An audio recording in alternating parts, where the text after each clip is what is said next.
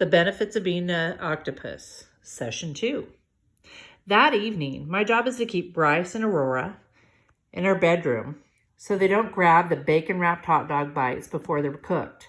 With Hector balanced on my hip, I position myself as a human shield near the door while simultaneously keeping my eye on Lenny's nice lamp, ready to leap for it if necessary. Hector sucks hard on his pacifier as he watches Bryce and Aurora launch their plastic battle bots into the blanket volcano. But then Bryce picks up Aurora's precious stuffed sea turtle, Petunia, as the next sacrifice, and Aurora starts shrieking at the top of her lungs to stop him. That's one benefit of living in a town like this. When the rich people donate their old stuffed animals, you can end up with an awesome sea turtle that even has a fact printed on the tag about the dangers of shrimp nets. And anyway, we're not as poor as we used to be. We're living in Lenny's trailer now. I mean, it's a really nice lamp.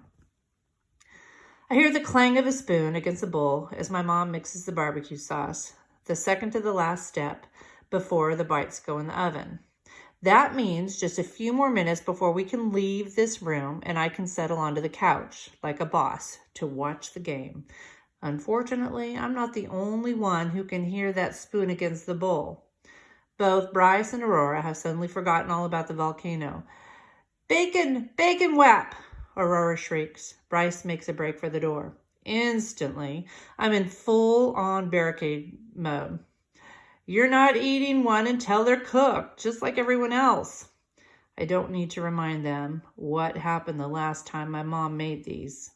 The barbecue sauce stain on Lenny's wallpaper doesn't let anyone forget.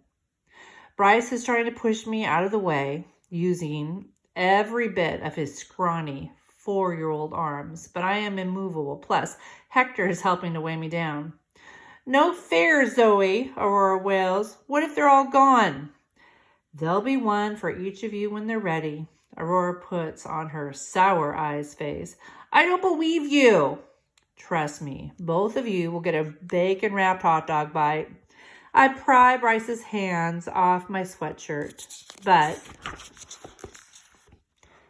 but he keeps pushing on me with his head like a silent, slow-motion ram. "I promise." Bryce stops his ramming and looks up. "Pinky promise?" I nod and hook my pinky around his. Pinky promise. It's only when I hear the oven door closing shut and the beeps of my mom setting the timer on the stove that I release them. "Remember," I whisper, pulling them close before they can zoom by me. "No yelling, no running, no messes." Magically, they settle right down on the far side of the living area and start playing quietly with their toy cars. The promise of bacon-wrapped hot dog bite is a powerful thing. Frank is back in his recliner. The pregame show is on, but even though we've lived with him and Lenny for a whole year and a half, I don't know if he even likes football. I don't know if he actually likes anything. He's like a beetle, propped belly up, especially if that beetle is the kind that spends most of his time with either a cigarette stuck in its mouth or a strand of cinnamon-flavored floss hanging from its teeth. One's healthier than the other, but both are gross. I saddle up to my mom in the kitchen area, but she doesn't thank me for my heroic feat of keeping the kids out from underfoot. She just takes Hector from me. "He needs a bath," she says. I hear Lenny in the entryway coming in from outside. He went out to check on his car an hour ago, and I bet he ended up talking to everyone in the trailer park. Everyone knows Lenny, and everyone loves Lenny.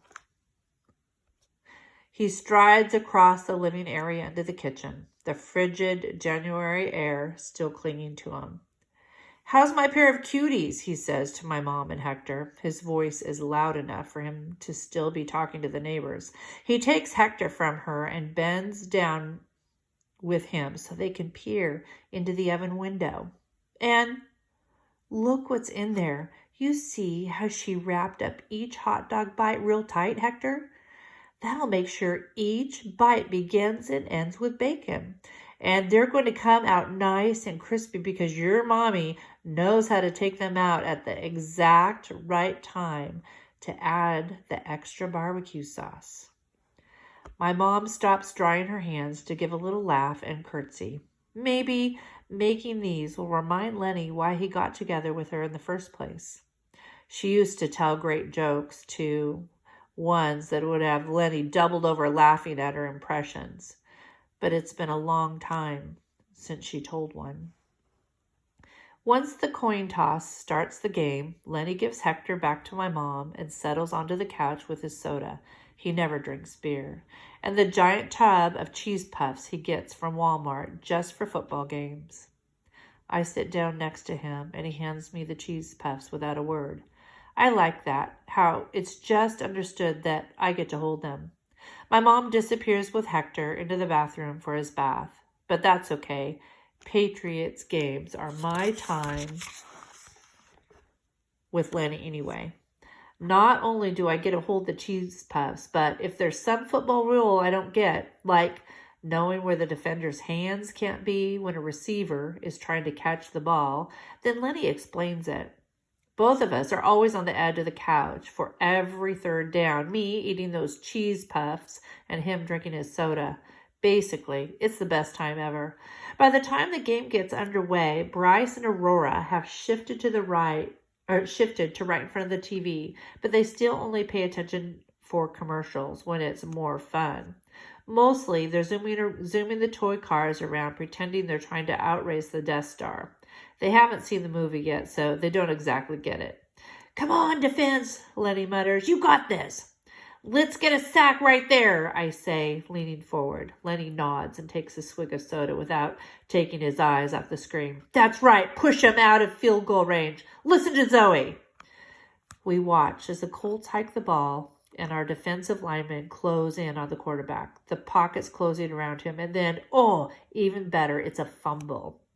"Yes!" Lenny yells, pumping his fist in the air as the refs unpack the pile of players and signal the Patriots now have the possession. Lenny and I high-five, and then I lick the orange cheese dust off my fingers in celebration.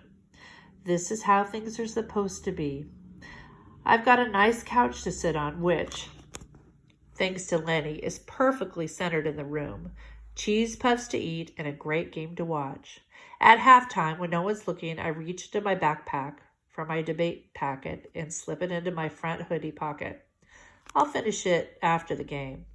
But when I look up, I realize that when I wasn't paying attention, Bryce and Aurora got so excited about a commercial that they started hurling toy cars at the TV. Before I can stop them, Frank erupts from the depths of his recliner. "Throw one more stupid car at my TV and I'll pound you into the ground."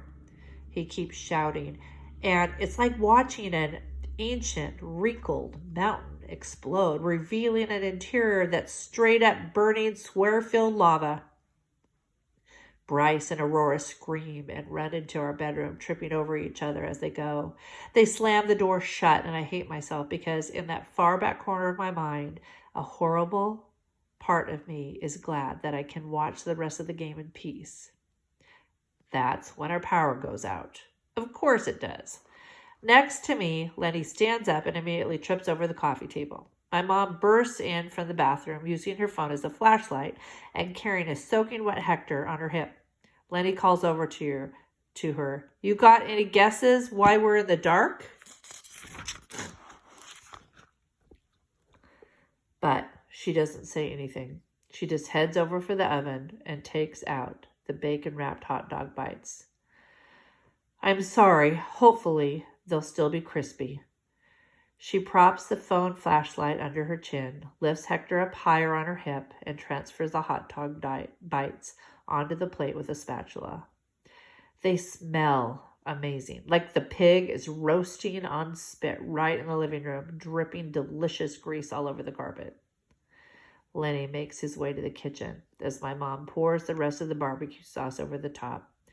He pops one in his mouth, and then he shakes his head. "I've had better. I'm sorry," my mom stammers. "And I'm sorry you can't watch the rest of the game." Lenny takes the plate of hot dog bites and shrugs. I'll watch it at Sliders.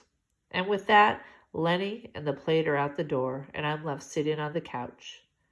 No Lenny, no game, no bacon-wrapped hot dog bites, and I'd promised.